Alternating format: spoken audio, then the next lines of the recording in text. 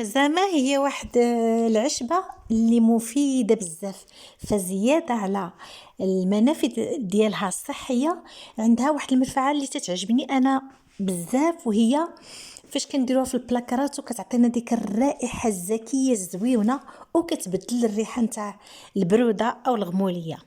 أول شي كناخدو الخزامة، كنحاولوا نقيوها ونحيدوا منها الغبار، نحيدوا منها دوك الفريتات اللي تيكونوا صغيورين، لاننا اصلا غنديرهم في اكياس من الشبكه.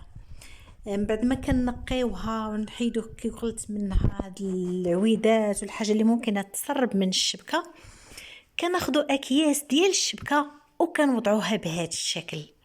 من بعد كنغلقوهم مزيان ونوضعوهم في البلاكارات ديالنا، سواء بلاكار ديال الملابس ديال الاحذيه، فهي كتعطي واحد الرائحه زكيه وزوينه بزاف.